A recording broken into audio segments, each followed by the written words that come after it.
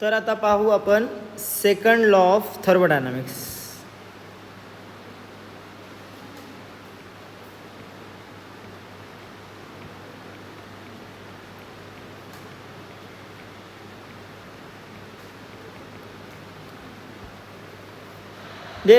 Second law of thermodynamics हा first law of thermodynamics काही गोष्टी एक्सप्लेन करू शकत नव्हता, जे की आपण मागच्या लेक्चरमध्ये पाहिलं. त्याच्यामुळे सेकंड लॉ ऑफ थर्मोडायनामिक्स आलेला आहे. आणि सेकंड लॉ ऑफ थर्मोडायनामिक्स काही कॉमन सेन्स एक्सपिरियन्समुळे आपल्याला आलेलं आहे, because of certain common experiences. Okay, the very first thing, हा एक आयसोलेटेड सिस्टीम आहे. कन्सिडर करा त्यामध्ये आपण काय केलेलं आहे, एक बॉडी ठेवलेली आहे आणि ही बॉडी हॉट आहे, गरम आहे, त्याचं टेम्परेचर आहे T1. आणि दुसरी एक बॉडी ठेवलेली आहे, ती थंड आहे as compare to body T1 आणि त्याचं टेम्परेचर आहे T2. तर हीट जी आहे ती कुठून कुठे फ्लो होईल, तर आपल्याला जनरली लगेच लक्षात येईल की heat flow from hot body to cold body in this manner. Okay, in which direction it will move from hot body to cold body. First law of thermodynamics याबद्दल काही बोलतो का, तर फर्स्ट लॉ ऑफ थर्मोडायनामिक्स याबद्दल काहीही बोलत नाही. The direction of a flow of a heat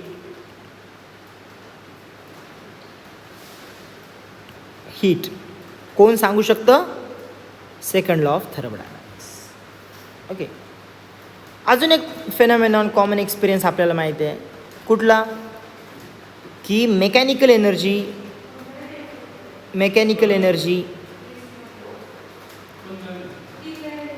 is converted into heat energy in 100% manner. पण हीट एनर्जी मेकॅनिकल एनर्जीमध्ये कन्वर्ट होत असताना कमी प्रमाणात होते, लेस दॅन 100%. हा फेनॉमेनॉन सुद्धा सेकंड लॉ ऑफ थर्मोडायनामिक्स सांगू शकतो. ओके, त्याच्यानंतर आपल्याला एक डिव्हाइस माहीत आहे, a device who convert heat into mechanical energy, usable mechanical energy, and that device is called as engine. Engine म्हणजे असं डिव्हाइस जो काय करतो, हीटचं रूपांतर मेकॅनिकल एनर्जीमध्ये करतो. तर आपण एक छोटीशी डायग्राम पाहू, म्हणजे आपल्याला इंजिन म्हणजे काय लक्षात येईल. इंजिनची सगळ्यात सोपी डायग्राम काय आहे आपण या ठिकाणी बघू. ह्या ठिकाणी आहे हॉट बॉडी आणि या ठिकाणी आहे कोल्ड बॉडी. आणि समजा काहीच नसेल तर naturally heat will flow from hot body to cold body in this manner. Okay, heat will flow from hot body to cold body.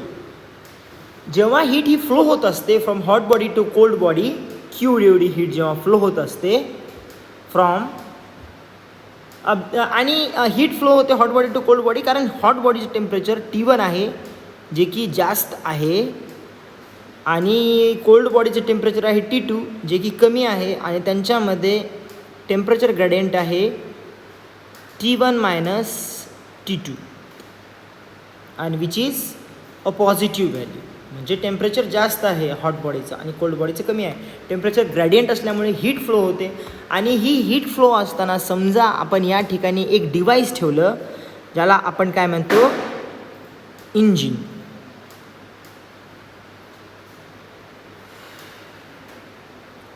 आपण या ठिकाणी समजा इंजिन ठेवलं, तर इंजिन काय करतं की थोडीशी हीटचं बऱ्याच म्हणजे काही प्रमाणात हीटचं कन्वर्जन तो कशात करतो, हा इंजिन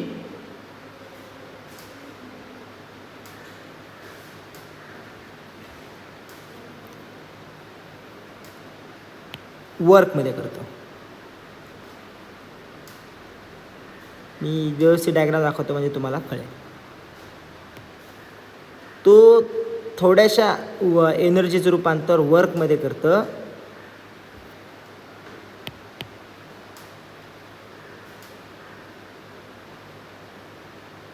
आणि आपण ती हीट वापरू शकतो.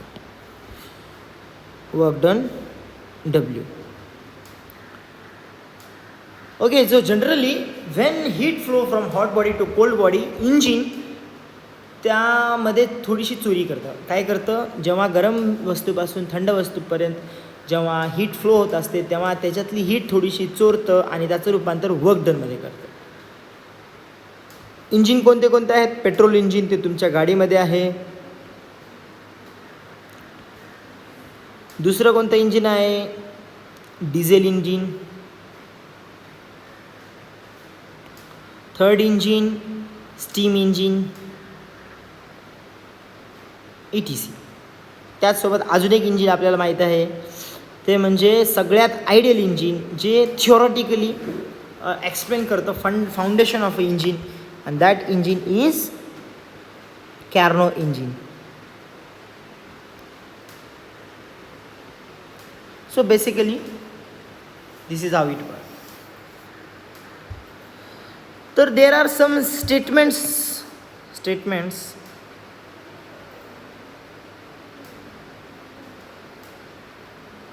Second law of thermodynamics.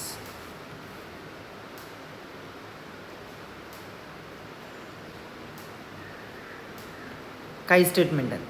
तर पहिलं स्टेटमेंट आहे सिम्पल स्टेटमेंट, एकदम नॉर्मल स्टेटमेंट. खूप सारे स्टेटमेंट आहेत सेकंड लॉ ऑफ थर्मोडायनॅमिक्सचे, साधारण 10-12 स्टेटमेंट्स आहेत आणि प्रत्येकाचा अर्थ एकच होतो, although they may look different. Okay, the very first statement is heat itself cannot flow from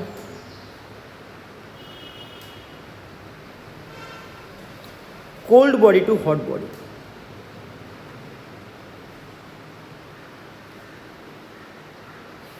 Naturally, नैसर्गिकरित्या स्पॉन्टेनियसली या ठिकाणी समजा कोल्ड बॉडी, या ठिकाणी असेल हॉट बॉडी आणि या ठिकाणी असेल कोल्ड बॉडी. ही जी एक आयसोलेटेड सिस्टीम आहे, तर याच्यामध्ये हीट ही नेहमी ही कधीच कोल्ड बॉडीतून हॉट बॉडीमध्ये होत नाही. थंड पदार्थ अजून थंड, गरम पदार्थ अजून गरम होत नाही आपोआप, असं होत नाही. That is first statement of second law of thermodynamics. Second part आहे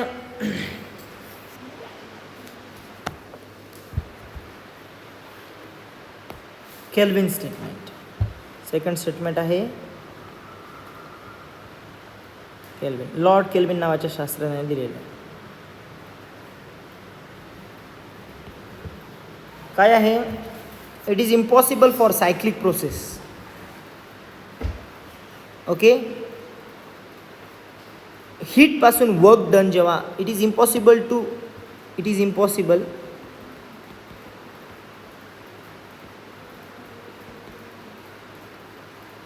for a cyclic process to convert heat into work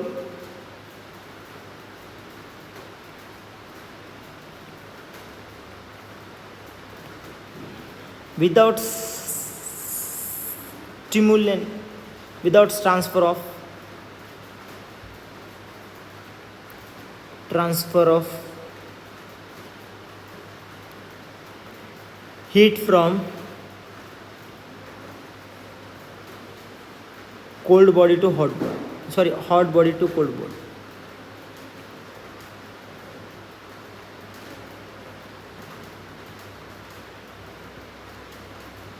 या ठिकाणी हॉट बॉडी आहे, या ठिकाणी कोल्ड बॉडी आहे आणि या ठिकाणी एक इंजिन आहे.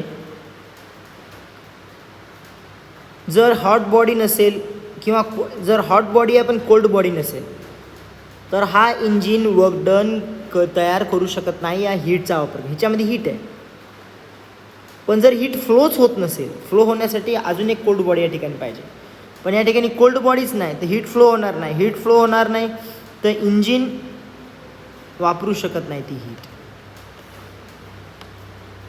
Okay, so this is the second statement, that is kelvin statement. Third आहे Clausius statement.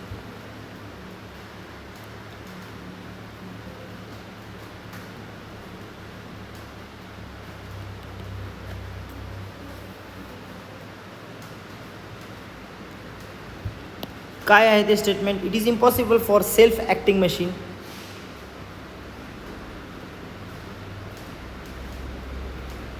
it is impossible for self-acting machine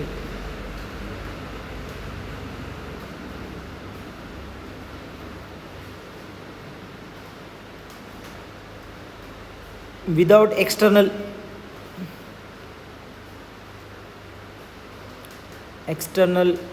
assembly convey heat from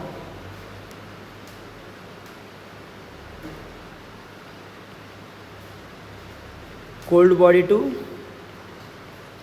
hot body. आपण जर पाहिलं की ही जर फ्रीज आहे, कन्सिडर करा ही फ्रीज आहे. ह्या फ्रीजमध्ये आपण काय करतो, हॉट बॉडी ठेवतो आणि त्याच्यातलं टेम्परेचर काढतो. म्हणजे आपण हॉट बॉडीतून कोल्ड बॉडीतून हॉट बॉडीमध्ये हीट ट्रान्सफर करतो. पण हे करण्यासाठी आपल्याला इलेक्ट्रिसिटीचा वापर करावा लागतो. अशी कोणतीच फ्रीज नाही जी विदाउट इलेक्ट्रिसिटी चालेल. काहीतरी एक्सटर्नल असेंब्ली, काहीतरी एक्सटर्नल वर्क डन केल्याशिवाय आपण कोल्ड बॉडीमधून टेम्परेचर काढू शकत नाही. कोल्ड बॉडीतून हीट आपण काढू शकत नाही. आणि याच फेनॉमेनॉनचा पाहून एक नवीन कन्सेप्ट दिली Clausius introduced the concept of entropy. Okay, he introduced the concept of entropy. आणि एंट्रोपीच्या फॉर्ममध्ये, आता एंट्रोपी काय आपण पुढच्या लेक्चरमध्ये पाहू, फक्त या ठिकाणी बघू. ते in the second law of thermodynamics can be expressed in terms of entropy. Second law of thermodynamics in terms of